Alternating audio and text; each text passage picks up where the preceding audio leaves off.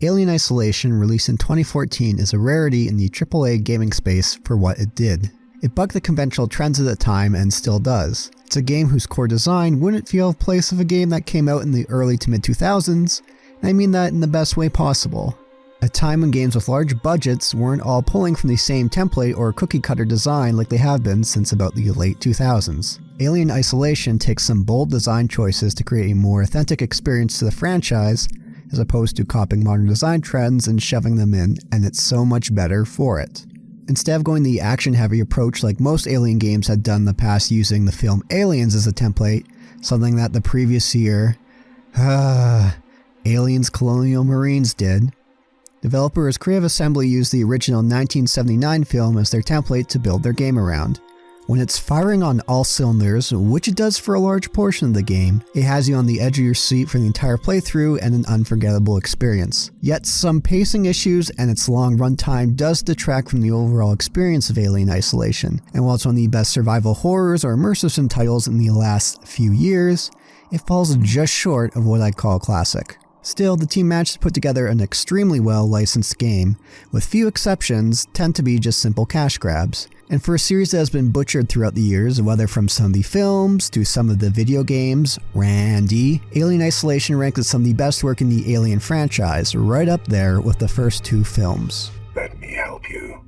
So how did this game come to be? How did Creative Assembly, a British studio mostly known for their strategy games with the Total War series, end up getting a hold of one of the most coveted franchises? Sega had their handfuls with other titles of the franchise involving aliens, including Aliens Crucible, the cancelled Obsidian RPG, Alien vs Predator 2010, and yes, Aliens Colonial Marines. Ugh. Sadly, Aliens Crucible, like most Obsidian titles, did have some issues with development and publishers, and was cancelled in early 2009. Pick that up. There's never been a direct answer for why.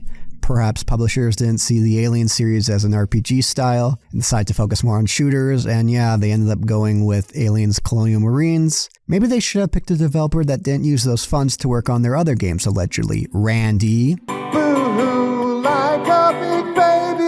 Creative Assembly created a prototype as they showed to Sega in April 2009 that got a very positive response. They eventually got the green light to work on the game. From 20th Century Fox, the team received over 3 terabytes of original production material. The team said it was like opening the suitcase in Pulp Fiction. During the development of the game, the movie Alien would be playing in the office at all times to help the team get in the mood. Initially, the game made use of a third-person perspective and cover, but made the right call in switching to first-person view, as the third person felt more like jockeying around the camera as opposed to the feeling of being hunted. Is that you?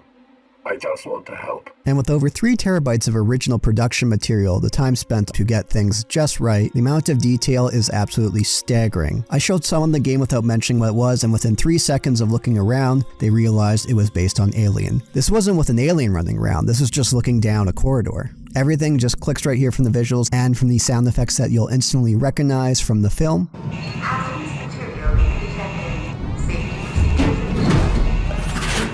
Everything was built in world with what the team was going for. Nothing past the 1979 film. To get more authentic feel, the team would create graphic designs or videos on computers, film them onto VHS tapes, and mess them around with tracking settings to get that more authentic tape distortion, as opposed to doing everything digitally. It's little touches like these that really add more into creating that authentic experience, and I give Creative Assembly props for going that far. It would have been so easy to take shortcuts otherwise, Randy Bobandy. And also in creating a more authentic feel and to create better immersion, Creative Assembly also scaled back on screen clutter in Alien Isolation and reduced as much as they could. There are no detection bars or meters like seen in most modern games with stealth components. One of the things that has driven me up the wall with modern gaming the last 15 years or so, as you can see in my video on how mini-maps can ruin games, is how the player could be so reliant on it, just following that dot here. We don't have one at our screens at all times. We could bring up the motion tracker to see which direction we need to go for our objective, or we can look at the map screen. There's so many little design decisions in Alien Isolation that harken back to the games of old. I wonder how much the team had to fight with this in regards to publishers trying to push those things in, but must have been a lot easier for them to make that argument to help create that authentic feel of Alien. And there's plenty of indication if you take a look around of where you need to go on these ships. Just follow the signs. Don't be like people in airport who get lost because they seem to forget to look at the signs every 5 feet. Don't be like a dark side Phil. Huh? On that note, there would be times that I wasn't overly clear of what I needed to do or go next, and would have to bring up the map, but not a big deal breaker. I've been looking for you. One of the more interesting design decisions that Alien Isolation makes use of is the save system. The fact that you can't save scum your way through things is a really interesting design choice. Makes for far more interesting, intense game with higher stakes. Granted, the game is fairly generous with save points, and there's that audio cue of them when you're nearby.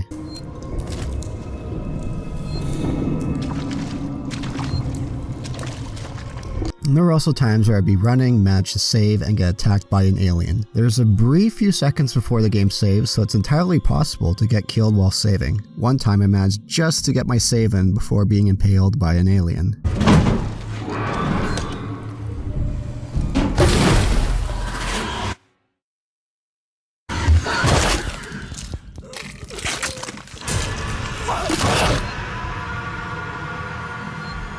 There were a couple points in the game where things were a bit more trial and error in regards to moving forward and had to go back to some save points a few times back, which was a bit frustrating, but not to the point where I was thinking to myself, they should have just had a quick save system in this. Who do you think I am, Darkside Phil?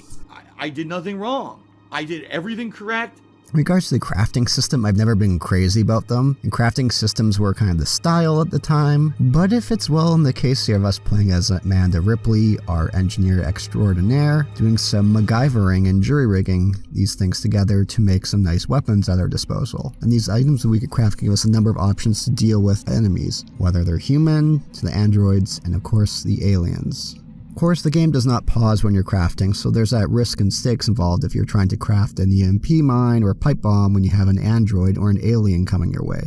I do have to make mention when something is crafted and you select it, it's the only item visible on screen, and sometimes by instinct I would just use the left click on the mouse, which is for the wrench, while the item that we've crafted is set to right click. I'm a bit ashamed to admit I died a few times as a result of doing this, trying to toss something at an oncoming alien, only to swing the wrench instead. There's a lot of the classic immersive sim tropes here in the game present, like checking terminals and audio logs to piece together the story and collect information. Since so many of the original immersive sims or games like System Shock took a lot of influence from Alien and how influential the series has been on gaming, it's fitting in a way. Of course, there's plenty of events for us to crawl through, for it wouldn't be an immersive sim without access to them. They feel in place, as opposed to something like Deus Ex Mankind Divided, while a great game and I've done a video on in the past, got over-reliant on vents. Besides, vents were made use of in the original film. We could use power switches in areas to shut off cameras, lights, turn on sound alarms. It gives some more interesting opportunities, advantages, and drawbacks that we could make use of to get around enemies. Though I did find myself using these less and less as the game went on, unless I needed it to progress forward like unlocking doors. I'm not sure if this is something the game could have given more options to make use of at these power switches, or I just made use of them less often as the game went on.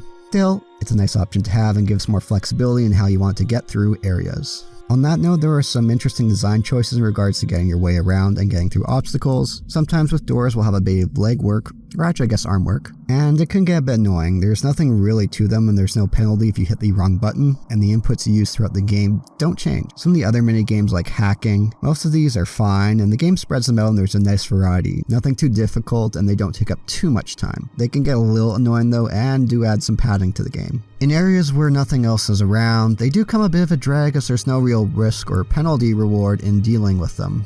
On that note, they really add to the suspense when others are around. When you're frantically trying to hack something because you have others nearby that are coming your way, whether humans, androids, or of course the reason we're here, the alien. The last thing you want to have is fiddling around with some door only to hear an alien come your way. And on that note, let's talk about why we're here, shall we? Let's talk about the alien. There's gotta be a way of killing it. How? How do we do it? You can't. Alien Isolation makes or breaks depending on the alien and how the AI handles. And the game does a phenomenal job with it, knocks it out of the park. Comes from a strong sense of putting so much time into the AI of the alien and finding that right balance of giving us breathers, but always keeping us on our toes. Unlike other alien-based games, in the description I'll provide some great articles and videos that go more into depth about how the developers made the AI. This here is more of a Cole's Note version. There is no way for us in-game to kill an alien. We could hurt it, We could scare it off for time until the plot demands it, but otherwise it's going to be there. For us, one hit is all it takes, as it should. Again, taking cues from the original film, Alien Isolation does not mess around here. We will get more confident as the game goes on, and we will have more tools at our disposal, especially the flamethrower, but we'll constantly be on edge throughout the game when an alien is around. For the AI behind the alien, the team at Creative Assembly used an approach similar to Left 4 Dead of making use of a macro-level AI director and the AI of the alien. The director AI will give a general indication of which way the alien should go, but not say exactly where we, the player, are. That's where the AI of the alien kicks in to hunt us down. The director will also give us some breathing room, but after time kick in to ensure that we don't get too comfortable. One thing the game is highly praised for, and rightly so, is how the alien adapts and learns over the course of the game. How did the team at Creative Assembly pull this off? Alien AI makes use of a behavior tree with a large number of nodes. Many of the nodes locked off at the beginning of the game. As certain conditions are met and we make further progress throughout the game, more nodes are unlocked. What we do as a player will cause these nodes to become unlocked as the game goes along, and hence the alien learning to our patterns. I really wish there was a super in-depth research about how the team exactly built it, but I wasn't able to find that information available. Still, check out the description for AI in Game's excellent breakdown for it. Apparently there was a talk given at some AI-based conference that goes more into the technical details, but I wasn't able to pull anything up, even with the Wayback Machine. Beyond just a couple of moments, nothing is scripted about the alien's behavior. Nothing. Not once did I get a glitch where its behavior took me out of the game.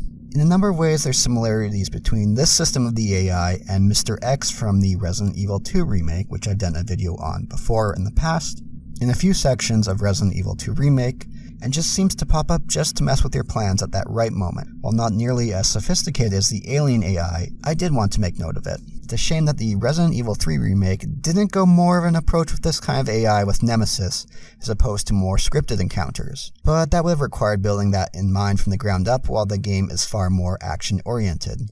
If Nintendo ever decides to remake Metroid Fusion, which I've done a video on in the past, I would love to see them make use of a smaller scale usage similar to Alien Isolation with the SA-X, instead of having scripted encounters, having this evolving AI follow us around.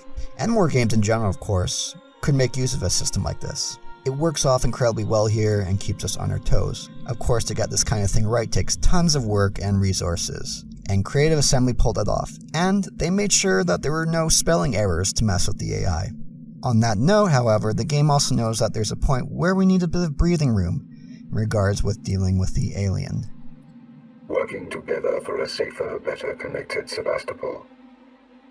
Aliens aren't the only thing we'll be dealing with in Alien Isolation. There will be humans throughout the game. There was a few times where it wasn't clear right away if they're going to be friendly or hostile. These encounters aren't numerous throughout the game, and they're okay. The AI of them weren't the main focus that the team put their effort into. One of the first encounters very early on can go pretty rocky if you're not careful, and a bit of a difficulty spike. All it takes really for us to go down is a couple of shots. And of course, we have to talk about the Working Joes.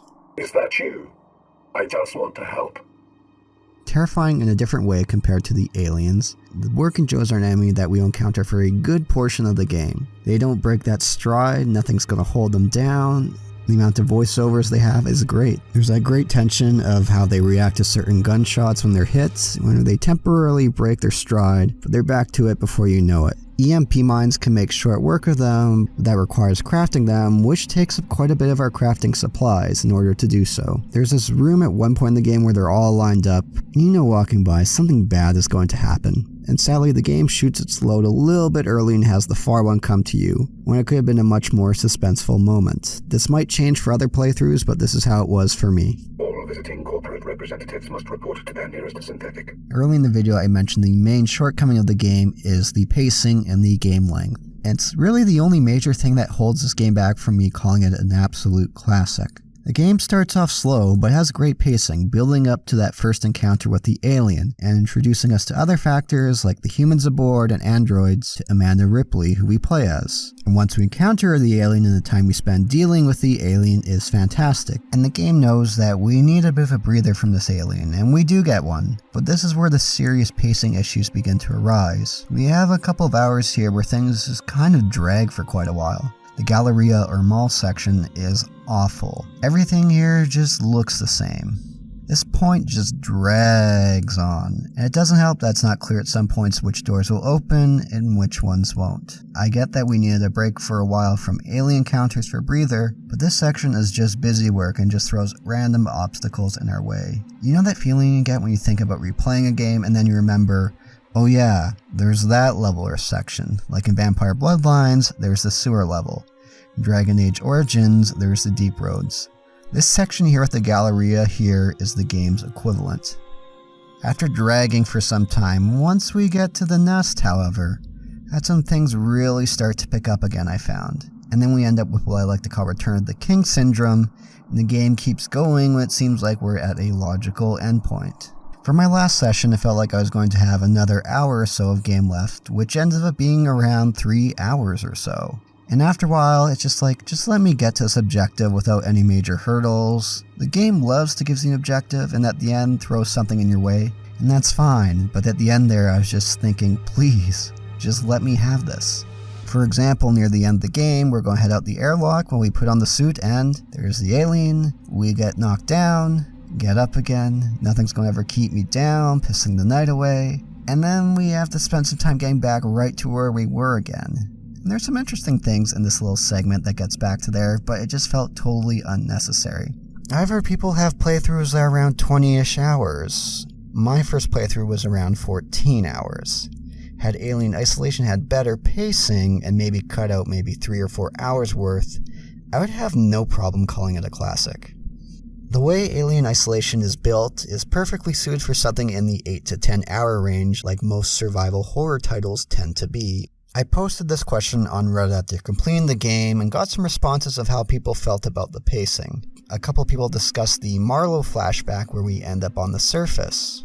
This is just a walking section, and maybe it does stretch out a bit too long, and I could see how on replays it could be a bit annoying, but on my first playthrough I was utterly engrossed by it. Here we are on the planet, we get to see that engineer, we get to see all the alien eggs. Someone also mentioned they thought the pacing was really bad at the beginning of the game, that once we leave the Torrens, we have a long time before the game actually gets going, and thought it was the worst part. I actually didn't mind the slow build-up giving us that dread, and not shooting its low too early of introducing the alien. There's a bit of time in between that, which I enjoyed. A number of others agreed that the Galleria section was really dumb, and I have to mention that there's a couple portions throughout my playthrough in this area that I got frustrated, and looked at a YouTube walkthrough of where I needed to go, and most of the comments complained about how they hated that section. Someone else agreed that cutting the section of Ripley getting in the spacesuit only to be caught by the alien and sent back down to get up again, never going to keep me down, should have been cut, which I agree with. And on that note, let's finally dig into the story.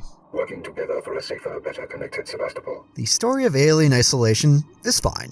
Nothing outstanding, but nothing terrible. For Alien Isolation, Creative Assembly took a number of cues and beats from the original Alien film as reference. We are playing as Amanda Ripley, daughter of Ellen Ripley. Alien Isolation takes place 15 years after the original film, and we are notified that the flight recorder of her mother's ship was found, and are given the chance to go retrieve it to get some closure there. Right away, we understand Amanda's motivations and have a strong tie to the original film. Simple, all we need. To note when doing research for this video, I completely forgot that the mention of Amanda in Aliens is only in the director's cut of the film, which is one of the most perplexing deleted scenes I've ever come across, for it gives clear motivation in the relationship between Ellen and Newt.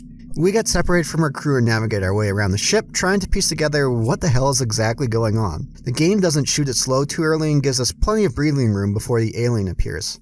Some felt it was too long, as I mentioned earlier in the video, but I feel it gives us time to get accumulated to what's around us and building up that tension. Once we do encounter the alien, our priority of survival comes to the forefront, dealing with the tension of those left on the ship and piece together what happened. And surprise! Despite what the marketing said prior to the release of the game, there are multiple aliens in Alien Isolation. Shocking, I know. And what's that? Weyland-Yutani wants to get their hands on the alien? What could possibly go wrong with that? We eventually get the recording that Ellen leaves for Amanda, and it's a great tender moment. The silence afterwards, playing from the first person, instead to a cutscene, is a great choice. I needed to protect you. Don't worry. Don't worry about me. I'm sure I'll see you very soon. I love you, sweetheart.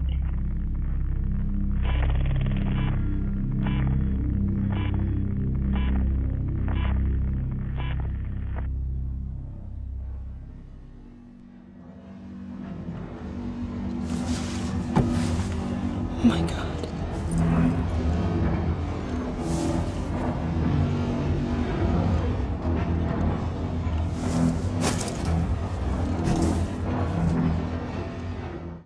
And yes, that's Ellen Ripley herself, Sigourney Weaver, doing the voice. In fact, for the game and the DLCs, they more or less got all the original cast back from the film, with Sigourney Weaver praising the game with how much it got right. Compare that to Michael Biehn, who plays Hicks in Aliens and makes an appearance in Alien Colonial Marines. With his experiences, he said the following: "It seemed kind of passionless. I think in movies, TV, and the gaming world, you get some people that are really passionate and some that are just going through the paces. They think that because they have a brand name, they're going to get a hit game or hit movie out of it. That certainly was the situation on Aliens Colonial Marines." Damn it, Randy. Amanda as a character is okay. There's nothing really there for her that makes her stand out compared to her mother Ellen. Nothing to really differentiate her. Would have been nice to see some more growth from her as a character as the game goes on. Samuels, our android friend, is an enjoyable presence, even if we don't get to spend a ton of time with him. The sacrifice scene is well done. It's a shame that Axel, our resident Scotsman on the station, is killed off so early on because he's charming and full of character. The accent certainly doesn't hurt. That noted, he is a playable character in one of the DLCs. Ricardo was an enjoyable character to have around later in the game helping us out. In that moment where he cuts out, we know things aren't going to be good, and sadly, they aren't. Ricardo? Oh God. Ricardo. Oh no.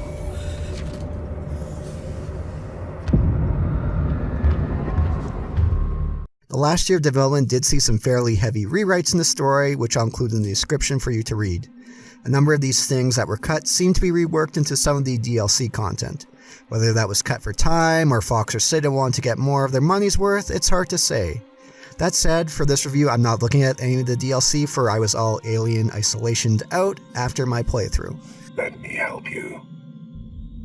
While the game sold pretty well, it was still quite a bit below expectations by Sega, and no sequel. Well, why was that the case? It was more of a survival horror, which is more of a niche title, but that year we did see the release of PT, and we also saw in the past some more indie horror-based release that were smash hits. Plus, of course, in the AAA space, publishers want big numbers to move a game. Now, Aliens Colonial Marines coming out the year before and shitting the bed, even if it was a different team, it's safe to say that that reception did play a factor in people being a bit more cautious about this one. Thanks, Randy. Boo-hoo, like a big baby. Plus, Prometheus didn't exactly set the world on fire for Alien fans in 2012, a couple of years before. Did David know that Sean Holloway would have sex right after he infected him with the black goo, and that she would instantly get pregnant with a squid alien somehow? While the game reviewed well for the most part, the IGN and GameSpot reviews had lower scores and were heavily criticized.